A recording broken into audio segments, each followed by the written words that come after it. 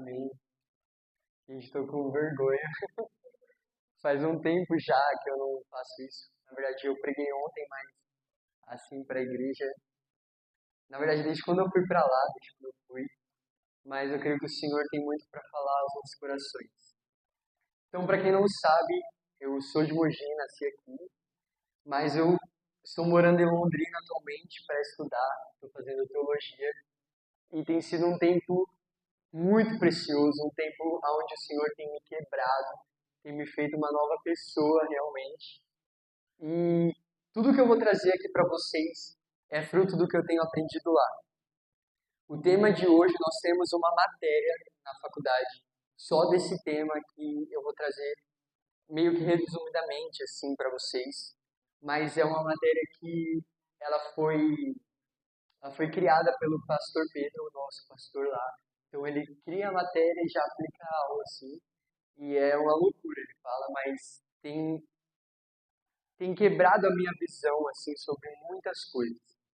Eu falei que eu ia falar dela, a Bárbara, gente, quero agradecer a presença dela. São anos tentando trazer ela e só assim pra ela vir aqui, tá? E quase que não veio ainda. Mas enfim, tem sido um tempo muito precioso, como eu já falei. E eu quero falar com vocês sobre contemplação. Eu quero ler um versículo com vocês, lá em 2 Coríntios, capítulo 3, versículo 18.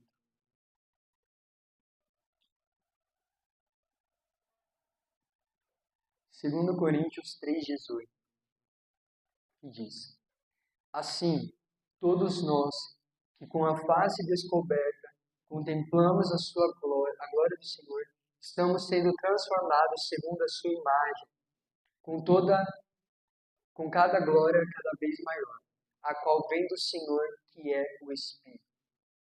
Então, nesse capítulo, nós vemos a importância da contemplação. Eu vou falar um pouco aqui, aprofundar mais, mas basicamente nós vamos falar em como a contemplação ela se encaixa com o amor, com o amar, com o viver e com a adoração. Ela vai servir como um reflexo também, um espelho para as outras pessoas.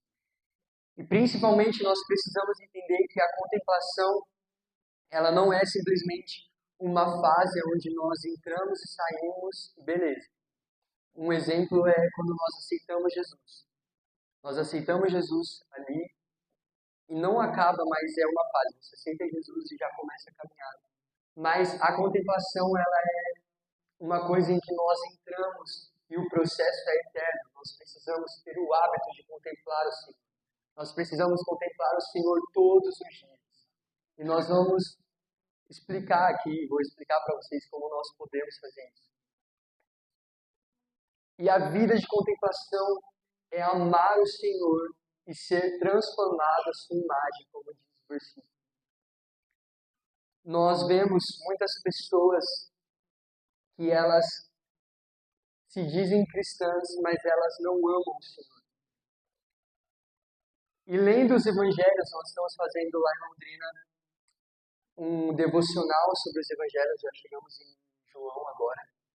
E nós vemos Jesus muito preocupado com aqueles que foram mais chegados sobre o porquê que eles estavam ali. Sabe, nós vemos uma multidão sedenta por aquilo que Jesus poderia fazer. Nós vemos uma multidão sedenta pelos milagres, por aquilo que Jesus poderia oferecer.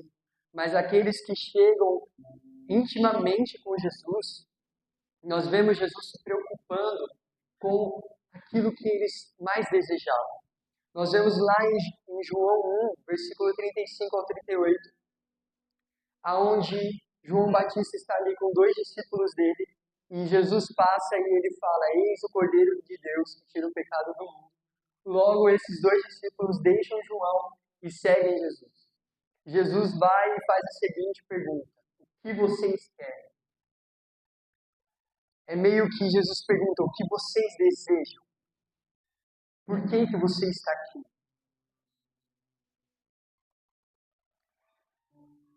E eu vejo Jesus fazendo essa pergunta hoje para a gente. Qual que é o nosso maior desejo de estar aqui hoje? O porquê que nós estamos seguindo Jesus? Será que nós temos amado Jesus de todo o coração?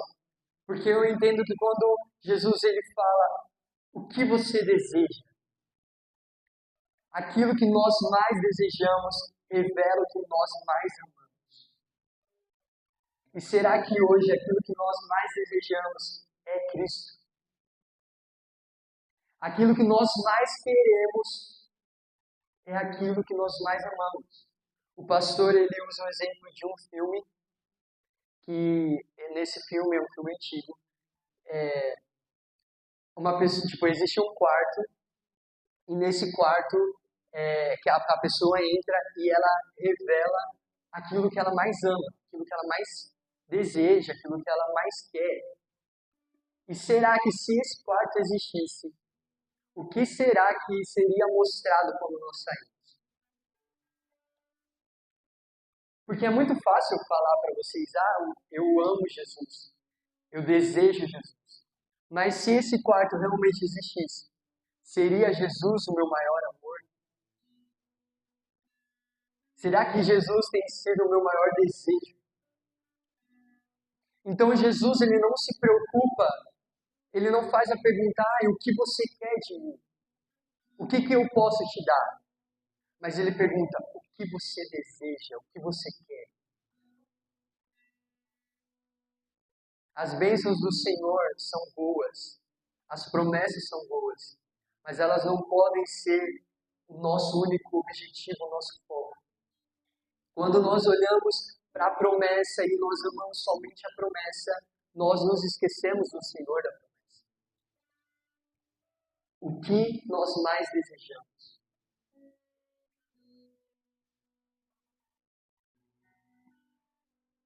Eu estou seguindo uma linha de raciocínio aqui, tá? Então, para eu não me perder. Eu falo isso porque, para quem não sabe, eu nasci na igreja. Eu, desde muito pequeno, eu fui inserido nesse contexto de igreja. E realmente, chega uma hora que aquilo que meus pais me apresentam, as experiências que eu tive através dos meus pais, não são mais suficientes para me manter na fé. Se eu não amar Jesus e se eu não buscar ver quem realmente é Jesus e ter as minhas próprias experiências, eu morro, porque já aquilo que meus pais me apresentaram já não é o suficiente para permanecer. E o fato é que tem muitas pessoas, pode estar aqui dentro, mas também tem muitas pessoas lá fora que conhecem Jesus, já tiveram diversas experiências com Jesus, mas não estão aqui. Às vezes sabe mais da Bíblia do que eu e você, mas não ama Jesus. O conhecimento sobre quem é Jesus, sobre quem é Deus, é muito importante, nós devemos estudar. Senão eu nem teria ido para Londrina, porque o meu foco lá é estudar, fazer teologia, conhecer quem é Deus. Mas simplesmente conhecer não sustenta a nossa fé. Somente informações não sustenta a nossa caminhada. Nós precisamos amar o Senhor. Tem muitas pessoas que focam em informações, que focam em, eu vou fazer teologia, já fiz 30 cursos, mas o coração não está em Jesus. Não ama Jesus. O que vai sustentar a nossa caminhada de fato é o amor. Eu anotei aqui. O fundamento de quem nós somos é o nosso amor por Jesus. É amar Ele e sermos contemplados à sua imagem.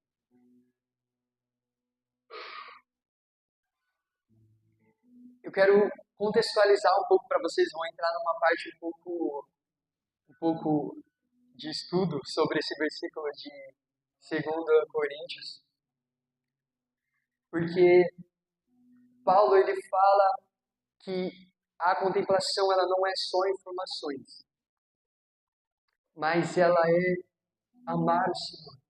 E não é à toa que Cristo diz que o maior mandamento é amar Ele de todo o coração, de toda a alma, de todo o entendimento. Então eu quero explicar para vocês um pouco desse versículo. 2 Coríntios é uma carta de Paulo, onde ele escreveu mais ou menos ali na terceira viagem missionária dele, passando provavelmente pela Macedônia. E ele escreve no contexto onde diversos judeus estão se convertendo ao cristianismo, mas eles estão voltando às suas práticas antigas da velha aliança. Eles estão dizendo que a velha aliança, a glória da velha aliança é superior à nova, é superior à glória de Cristo. Eles achavam que a glória da antiga aliança, as leis, eram superior ao próprio Cristo.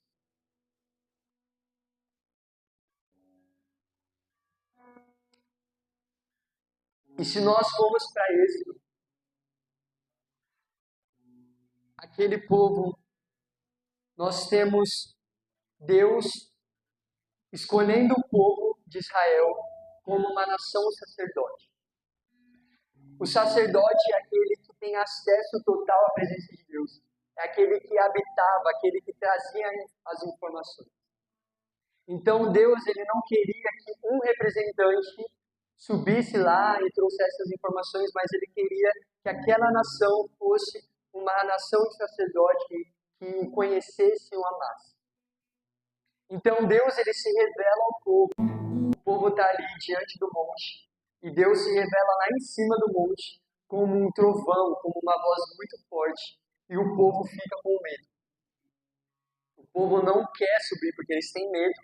Assim, mas ele está lá em cima, tipo, o que está acontecendo, as fumaças e tudo. E o povo tem medo e fala para Moisés subir sozinho. E aí no capítulo 34 nós vemos que Moisés ele sobe no monte, ele recebe as tábuas da lei, e quando ele desce, a sua face brilhava. Ele resplandecia a glória de Deus. Moisés, ele brilhava. A glória de Deus estava sobre ele. Então o povo, eles cobriam os rostos com um véu para conseguir ver Moisés. A glória era muito forte que, sei lá, se ardia o olho, mas eles colocavam um véu para olhar para ele, para conseguir ver, para ver o que estava acontecendo. Então Paulo diz que esses judeus estavam como aqueles israelitas, colocando um véu para que pudesse ver a glória. E dessa forma que o véu cobriu os rostos, aqueles judeus estavam com um véu no coração. Eles colocavam um véu para tentar ver a glória de Deus. Então, no verso 16 de 2 Coríntios, nós vemos que quando nós nos convertemos, esse véu é retirado. Para que no versículo 18, nós podemos contemplar a glória de Deus e sermos transformados à sua imagem e semelhança. Então, tudo aquilo que nós contemplamos, tudo aquilo que nos fascina, tudo aquilo que nós adoramos e tudo aquilo que nós amamos, nós nos tornamos. Tudo aquilo que nós dedicamos o nosso maior tempo, nós nos tornamos. Tudo aquilo que se torna o nosso Deus é o que nós nos tornamos. Nós vamos nos tornamos um reflexo daquilo. Assim como Moisés subiu no monte e teve total acesso à glória de Deus, ele resplandecia, ele manifestava a glória de Deus. O que será que nós temos manifestado para as outras pessoas? É aquilo que eu falei como ser um espelho. Será que nós resplandecemos a glória de Deus? Ou será que nós somos deturpados pela imagem dos nossos ídolos? E como eu falei, isso é um processo constante. Não tem como, de um dia para o outro, nós contemplarmos o Senhor e sermos moldados e no dia isso já não vale mais. É todos os dias. É um hábito. São todos os dias. Então eu quero dar para vocês 3 chaves importantes sobre a contemplação.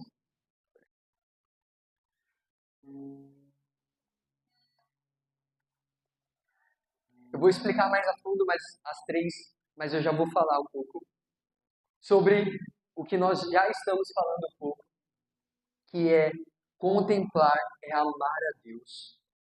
Contemplar é fazer e viver para Deus. E contemplar é adorar a Deus. Nós vamos falar desses aspectos da contemplação, ela ser um amor, um hábito e uma adoração. Então, é como eu já falei para vocês. Muitas pessoas definem o ser cristão pela crença, por crer. Às vezes você vê um famoso postando, eu sou crente, mas ele não vive nada dos princípios cristãos. Estou falando famoso porque é um exemplo que todo mundo vê todo dia. Mas o fato é que um ateu tem crenças. Qualquer outra religião tem crença. Qualquer outra religião tem uma doutrina.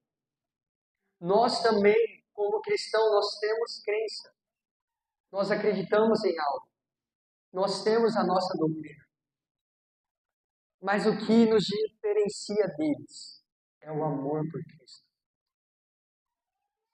Sabe, não, a crença ela não sustenta a nossa fé.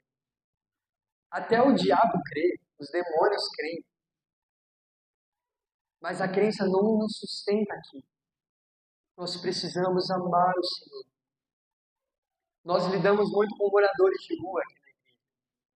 E se você parar para conversar com muitos deles, você vê que muitos eram pastores, outros eram líderes de adoração, muitos eram líderes na igreja, sabem muito, têm muitas informações, mas não amaram Jesus. Ou deixaram que esse amor se acabe. O que tem nos sustentado aqui? Ter o conhecimento, ter crença não nos sustenta, nós precisamos amar o Senhor. Ser cristão não é simplesmente crer, ser cristão é amar. Nós precisamos amar o Senhor. E quando nós amamos o Senhor, nós conhecemos. Quando nós amamos o Senhor, nós conhecemos. As informações, elas são muito importantes. Elas são muito importantes. Mas não amar o Senhor, você tem informações, não vale de nada.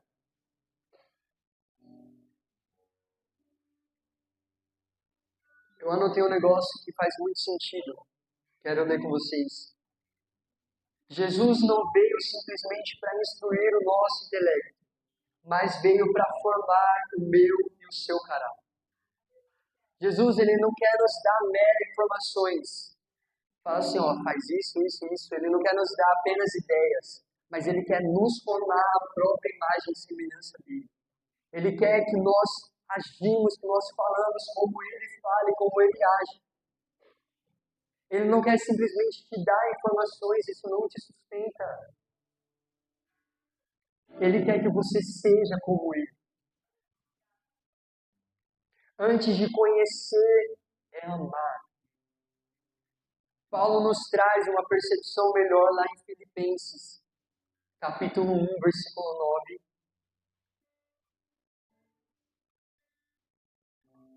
Filipenses 1, 9. Esta é a minha oração. Que o amor de vocês aumente cada vez mais, em conhecimento e em toda percepção, para discernirem o que é melhor, a fim de serem puros e irrepreensíveis até o dia de Cristo, cheios do fruto da justiça, do fruto que vem por meio de Jesus, para a glória e o louvor de Deus.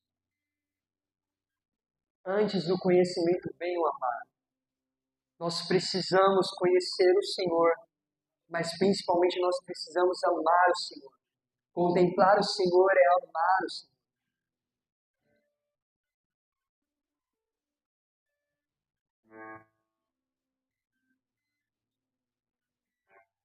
Eu quero entrar no próximo ponto, que é sobre Contemplar é fazer e viver. Quando eu falo de fazer e viver, eu estou falando de um hábito de vida. Estou falando de algo que precisa ser todos os dias. Em 2 Coríntios 3, versículo 18, que nós já estamos lendo, vamos ler mais uma vez.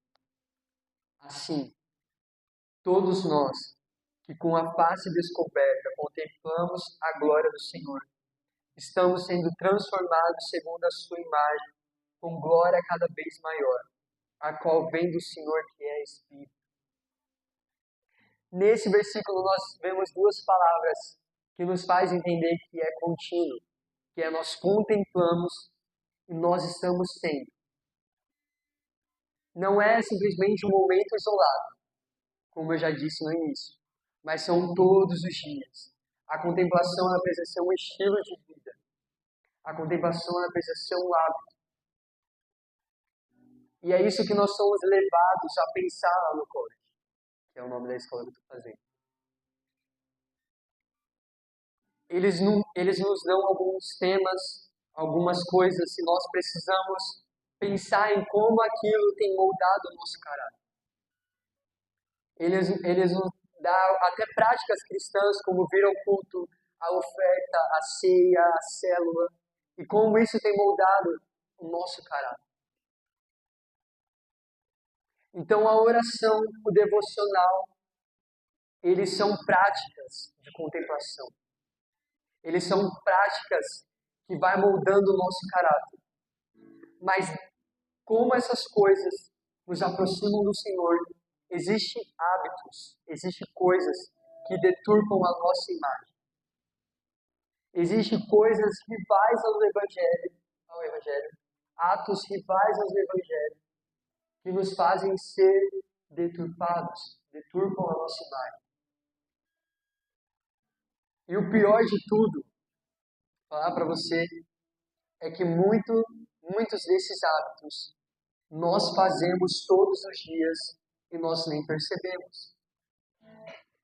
Nós nem percebemos. Tem um estudo muito famoso de um psicólogo que ele fala que, eu nem sei se é tanto assim, mas ele fala que apenas 5% das suas decisões no dia são realmente tomadas por você. O resto é tudo hábito que você já tem, que você já faz, que você nem percebe. São decisões tomadas que às vezes você nem queria, mas já é tão presente no seu dia a dia que você toma. O exemplo é que muitos fazem, eu estou aprendendo muito também, é a primeira coisa que você faz ao acordar é pegar o celular. Às vezes você nem sabe, você nem percebe, mas é a primeira coisa que você faz. Você não escolheu, eu vou pegar o celular. Às vezes o difícil é, eu não vou pegar o celular. Mas apenas 5% das nossas decisões no dia a dia são realmente percebidas. Nós realmente queremos. O resto nós já fomos influenciados por hábitos, coisas que nós já fazemos. E esses hábitos têm formado quem nós somos. Isso que nós fazemos tem formado o nosso coração. Um exemplo bem claro é quando você aprende a dirigir. Às vezes você está aprendendo a dirigir e aí você fica bem perplexo assim, né? Tipo, meu Deus, eu tenho que dar seta, eu não posso bater, tenho que olhar para a placa, olhar no retrovisor, tá tudo certo. Se a polícia me parar, será que tem polícia? Eu estou tirando a carta. Você fica assim, meu Deus. Mas quando isso se torna algo constante, quando você já pega a prática, às vezes você sai numa correria, você chega em casa e você percebe que você chegou lá dirigindo. Mas você nem se preocupa mais em, preciso dar seta, preciso virar aqui, não sei. Já se tornou algo prático para você. Eu lembro que quando eu estava aprendendo a dirigir, eu falava, né, nossa, eu quero colocar uma música ainda aqui, ó, sozinho, eu e Deus. Mas o fato é que quando você aprende a dirigir nem música, você quer ouvir no início. Você fica tão apreensivo assim, eu ficava tremendo que eu falei assim, não, desliga esse rádio, que eu não posso ouvir nada agora, que vai me desconcentrar. Mas agora eu já coloco a música lá em cima e vou lá dirigindo. Mas você percebe que como esse exemplo do volante, às vezes nós saímos, nós nem nos ligamos que nós estamos dirigindo. Você só chega em casa e fala, nossa, eu dirigi. Assim também tem hábitos, tem coisas que têm moldado a nossa vida, o nosso caráter, e nós nem percebemos. E são hábitos rivais. Um exemplo é o próprio celular. O próprio celular, ela é uma microliturgia. E ela tem o poder pedagógico de mudar o nosso coração. Ouvir isso não é fácil. Eu também apanho muito pro tempo no celular. Mas eu quero despertar você hoje também. Quando nós gastamos muito tempo no celular, quando nós estamos no momento de comunhão, e a nossa única intenção é aqui consumir conteúdos, nós estamos declarando que aquelas pessoas, seja a nossa família, os nossos amigos, não são tão importantes quanto isso. Automaticamente nós declaramos que a nossa família, os nossos filhos, para quem tem, a esposa, que para quem tem também, não é tão importante quanto o seu celular. E você se torna egoísta, porque você só quer consumir, você só quer ficar ligado naquilo que você está vendo, você nem percebe as coisas que acontecem na sua casa. Às vezes você não dá atenção para o seu próprio filho, porque o seu momento com o seu celular é mais importante. Muitas pessoas na palavra, na igreja, ficam lá no Instagram e rejeitam o conteúdo que está sendo oferecido a eles. Rejeitam a glória de Deus e se tornam egoístas. Então, muitas coisas têm o poder de mudar o nosso comportamento e nós não percebemos. Às vezes, até o nosso trabalho. Muitas vezes, o nosso trabalho tem tomado o nosso coração e você vai ficando cada vez mais parecido com isso. As preocupações de lá vão para o seu dia a dia, você vive na correria, na necessidade de fazer dinheiro, e é aquilo sem parar, sem parar, sem parar. Você não dá nem mais atenção à sua própria casa, não cuida do seu lar, porque você tem adorado o seu serviço e tem se tornado ele. Então o seu dia a dia é tomado de preocupações, é tomado de coisas assim que você traz de lá para a sua própria casa. E você não acaba desfrutando do seu lar. Você acaba se tornando o seu trabalho. E é isso. Aquilo que nós assistimos também, aquilo que nós escutamos, molda o nosso caráter e nós nem percebemos. Eu não estou falando que daqui para frente você tem que assistir só The Chosen, filmes cristãos. Mas toma cuidado, porque às vezes nós ficamos tão fissurados em assistir alguma coisa que tem moldado o nosso caráter. Um exemplo claro é a pornografia. Quantas pessoas começam simplesmente por um vídeo e depois já começam com outras coisas, você vai ver a pessoa se torna um pedófilo, um abusador, e começou com um simples vídeo. Não é simples. Mas é algo que nós temos muito acesso e que é muito presente na nossa geração. Às vezes você acha que um vídeo não faz mal, mas ele tem moldado o seu caráter, você se torna compulsivo e você não consegue parar. Porque ela te molda, ela te faz ser mais parecido com aquilo. Mesma coisa são músicas. Tem muitas letras. Para você ter noção, no college, nós assinamos um contrato de, nesses 2 anos, nós não escutarmos nada de música secular. Porque é um ano onde nós nos separamos. E de fato é real. Músicas e letras vão entrando no nosso coração e vai nos fazendo parecidos com aquilo. Às vezes você fala, ai, mas isso não me afeta. Será que não tem afetado? Será que você já se tornou aquilo que você tem adorado e você está só num buraco e não consegue mais sair? Você nem percebe. Nós vamos falar um pouco disso depois. Mas eu quero te fazer algumas perguntas. O que tem brigado pela sua atenção? Quais têm sido os seus amores? O que tem moldado o seu caráter? Será que são coisas? Será que são ídolos? Será que são simples hábitos que moldam o nosso caráter, que afetam o jeito de nós agirmos? Eu quero entrar no último ponto, que contemplar é adorar.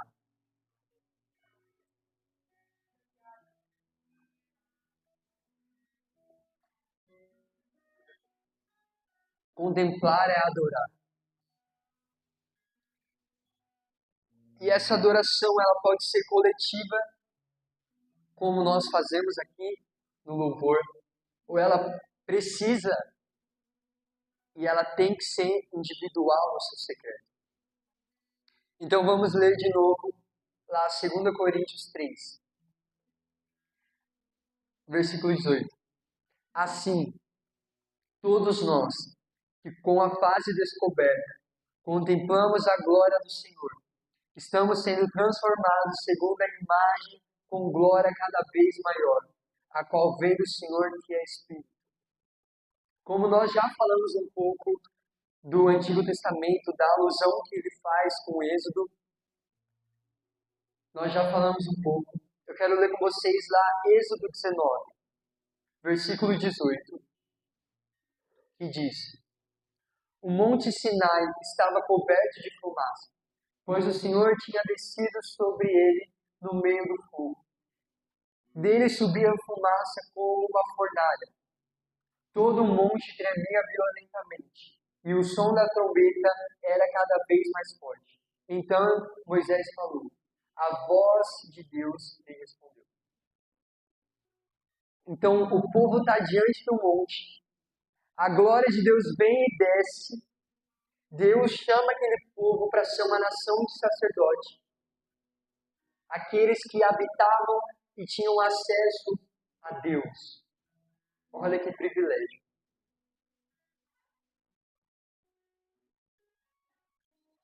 E nesse mesmo texto de Êxodo 19, são muitos versículos, então, capítulos também, então quero contextualizar vocês. Eles pedem para Moisés subir, então Moisés sobe, ele fica lá, recebe as tábuas da lei, e Deus fala, olha, você precisa descer porque o povo já se corrompeu. Então vamos ler lá em Êxodo 32. Quero ler com vocês. Êxodo 32, 1.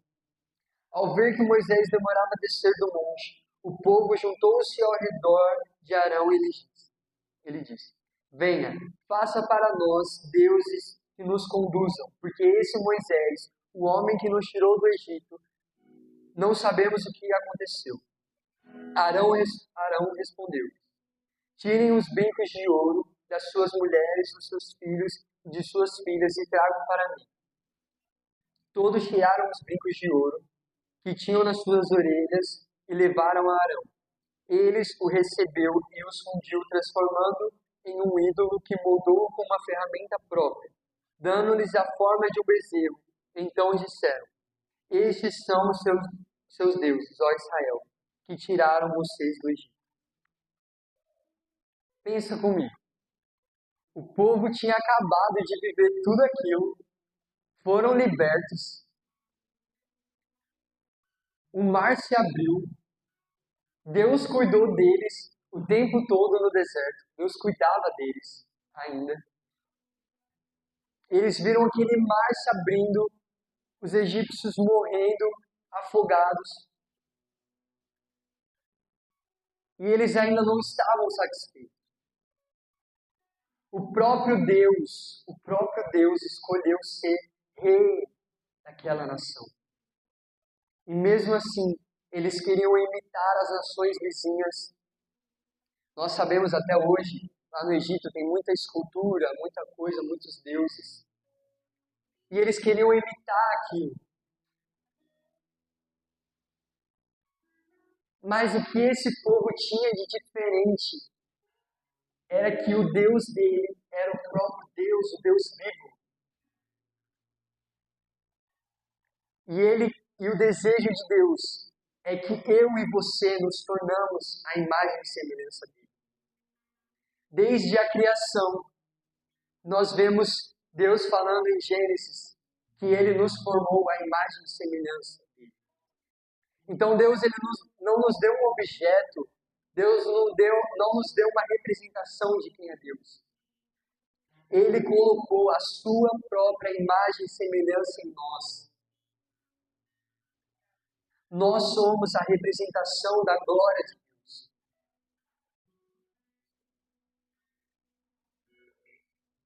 Eu quero ler com vocês um versículo que ele retrata um pouco, define a idolatria, que fica lá em Salmos 15, versículo 3.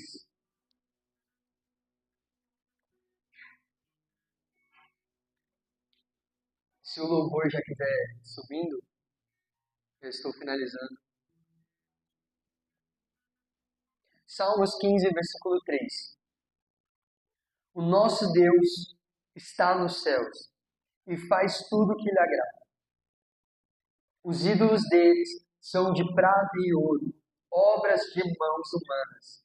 Têm boca, mas não podem falar. Têm olhos, mas não podem ver. Têm ouvidos, mas não podem ouvir. Têm nariz, mas não podem sentir cheiro. Têm mãos, mas não podem apalpar. Pés, mas não podem andar. Som algum emitem com sua garganta. O versículo 8, quero que vocês frisem isso. Tornam-se como eles, aqueles que o fazem, e todos os que nele confiam. Será que nós estamos como os nossos ídolos? Será que nós estamos cegos? Porque o nosso Deus são simplesmente esculturas, coisas. O que tem tomado o lugar de Deus em nosso coração? O que tem nos formado? O que nós temos contemplado?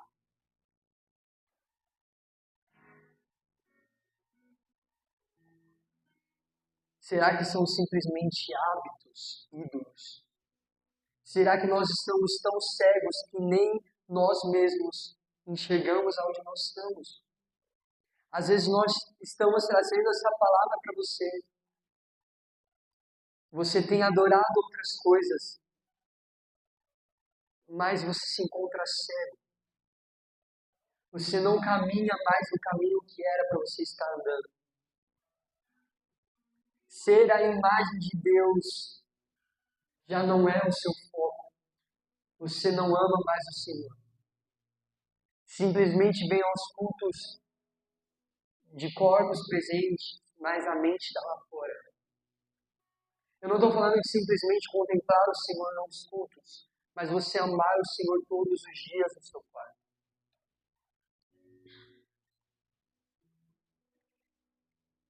Então, o povo de Israel ele vai se esquecendo do Senhor.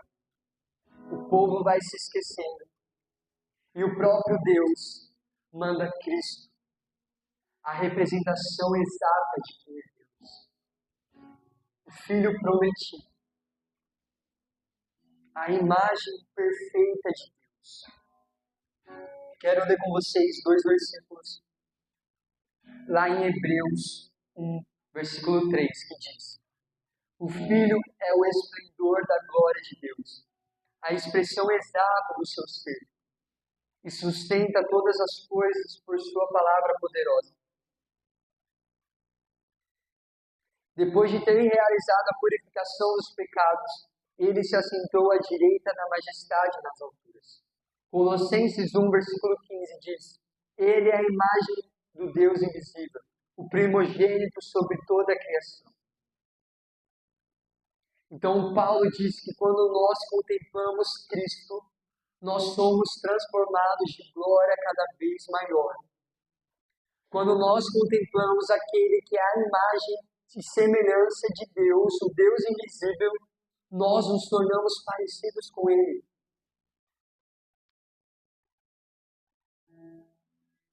O que nós temos contemplado? Será que nós temos olhado para o Senhor? Ou já estamos cegos? Ainda existe um véu que tampa. Será que ainda existe um véu que nós colocamos para nós não vermos a glória totalmente? Ou será que nós estamos sendo transformados de glória cada vez maior? E não importa o que vai acontecer depois. Porque o povo, ele se importava com a vida deles. O povo tinha medo de morrer. Mas Moisés não via mais valor, ele queria ver o Senhor. Ele não se importava mais com nada, porque conhecer o Senhor era tudo aquilo que ele queria. E ele sobe no monte, sem medo. Eu quero hoje se colocar de pé.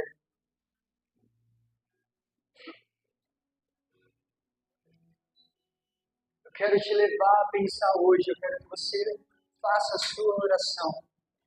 Será que nós estamos resplandecendo a glória de